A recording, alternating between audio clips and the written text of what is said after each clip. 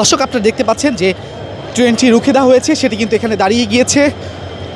মহাখালীতে যে rail crossing রয়েছে সেটি অতিক্রম করার আগেই এভাবেই তিতুমির কলেজের শিক্ষার্থীরা যারা বিশ্ববিদ্যালয়ের দাবিতে বিক্ষোভ করে আসছে তারা কিন্তু এভাবেই সেই ট্রেনটি রুখে দিল এবং সেই চলন্ত ট্রেন রেল ক্রসিংয়ের যে মহাখালী রেল ক্রসিং ছিল সেই জায়গাটি থেকে কিন্তু বেশ খানিকটা দূরেই বন্ধ করে দাঁড়িয়ে আছে এবং এখানে যিনি চালক রয়েছেন তিনি সম্ভবত কারোর সাথে কথা বলছে।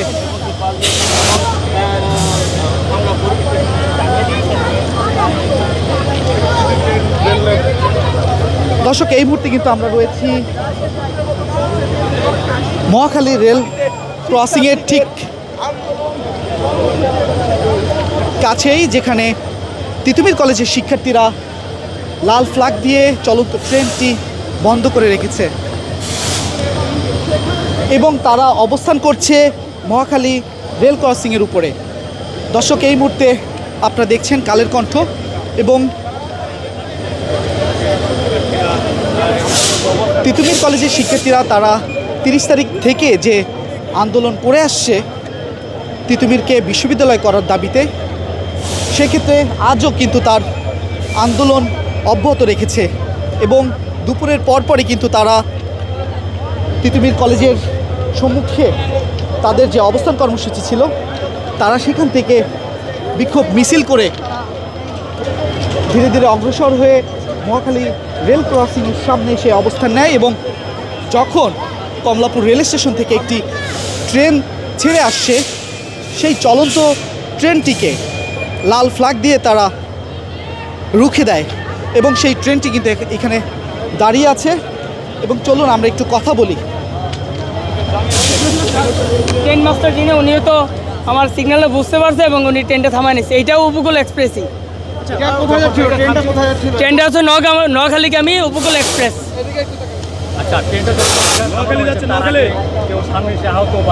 না না না না, আমি সবার সামনে ছিলাম। ট্রেনটা দেখে আমি এই লাল কাপড় এই লাল পাপোসটা ছেঁড়া পাপোসটা নিয়ে আমি ওনাকে সিগন্যাল দেই। উনি আমার সিগন্যালটা বুঝতে পারছে, ওই তো ট্রেনের গতিটা একটু কম ছিল আর সিগন্যালটা ট্রেনটা মোটামুটি দূরেই ছিল। সিগন্যাল দেওয়া তো উনি বুঝতে পারেন, উনি আস্তে আস্তে ট্রেনটাকে নিয়ন্ত্রণ নিয়ে নিয়েছে। তো আপনি কীভাবে বুঝতে পারলেন যে এখানে আসলে ছাত্ররা আর রেল লাইন ব্লক তো সেটা আপনি কীভাবে? আমি আন্দোলনরত শিক্ষার্থী, সেক্ষেত্রে আমরা যখন রেল লাইনে আসার পরে আমি ট্রেনের দিকে তাকাই যে আসলে ট্রেন আছে কিনা। সেক্ষেত্রে আমি দেখলাম যে এদিকে লালবাতি জ্বলা গেলেন, তো আমি সামনের দিকে হাঁটা শুরু করলাম। রেল মাস্টারকে যখন বললাম ভাই আপনি একটু ফোন দেন, মানে সে দাঁড়িয়ে সে কিছু বলে না।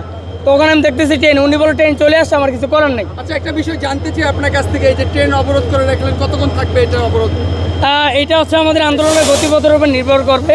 এটা আমরা কতক্ষণ থাকবো আমরা শিওর না কতক্ষণ থাকবো। হয়তো 10 মিনিটের মতো ছেড়ে দিতে পারি, আবার হয়তো আরও বেশিও থাকতে পারি। এটা কি আপনাদের পূর্ব পরিকল্পনা ছিল কিনা? এটা তো আপনারা জানেন গতকাল রাতে সংবাদ সম্মেলন হয়েছে, সেইখানে বলা আছে যে আজকে অবরোধ কর্মসূচি হবে। সেই অবরোধ কর্মসূচির অংশ হিসেবেই রেল লাইনে আসা। এখন পর্যন্ত তো আপনারা 6ষ্ঠতম দিন আমরণ অনশন রেখেছেন, এখন পর্যন্ত সরকারের পক্ষ থেকে কোনো ধরনের আশ্বাস এই বিষয়ে আপনার কাছ থেকে একটা প্রশ্ন করেছেন, এই উত্তরটা যদি পারে সরকারের হাতে পৌঁছায় দিবেন।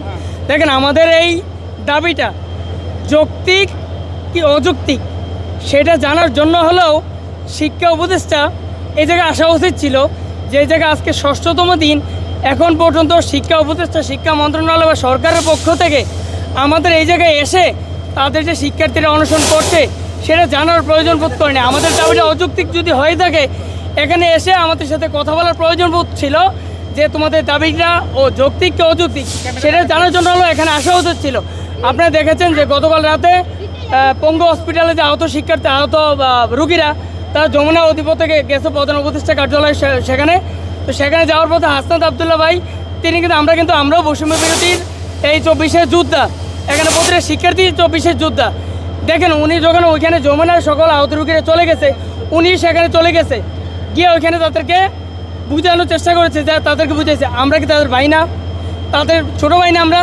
আমরা যে 6 দিন এখানে আন্দোলন করছি, অনশন করছি, ওনারা একদিন এসে এখানে জানার কোনো প্রয়োজন বোধ করে নাই। ওনারা কিন্তু জানে বিষয়গুলো। ওনারা আমাদের কলেজের বৈষম্য বিরোধী টিম আমাদের ওইখানে পাঠাইছে আলোচনার জন্য, তারা ডাকছে, আমরা তাদেরকে বুঝে আসছি ভাই আমাদের দাবিটা যৌক্তিক কিনা সেটা আপনারাও জানেন, কারণ দাবিটা অনেক দিনের। সেই জায়গায় এতদিন ধরে অনশন করছি, সেখানে তারাও কিন্তু আসে নাই। একটা বিষয় আপনার কাছ থেকে জানতে চাই যে যাত্রী এবং ট্রেনের যাত্রীদের যে ভোগান্তি হচ্ছে সেই বিষয়ে আপনি কি বলতে চাচ্ছেন? আমরা রাস্তার কোনো কিছু ভোগান্তির জন্য আমরা কাজ করি না। আমরা শিক্ষার্থীরা কখনো কারোর কষ্ট হবে এমন কাজ করে না। কিন্তু আমরা আমাদের যে যৌক্তিক দাবিটা তুলে ধরেছি।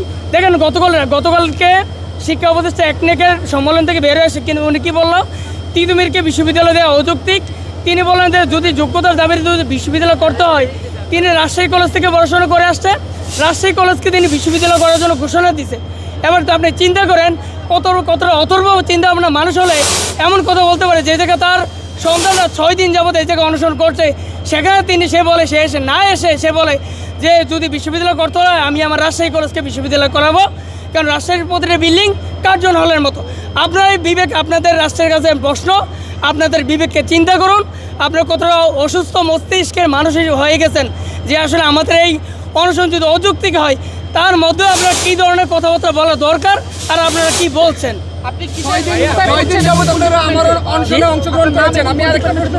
আমি মোহাম্মদ সালাউদ্দিন, 18-19 শিক্ষাবর্ষ শিক্ষার্থী, একজন, সরকারি তিতুমির কলেজ, ইংরেজি বিভাগ। কতক্ষণ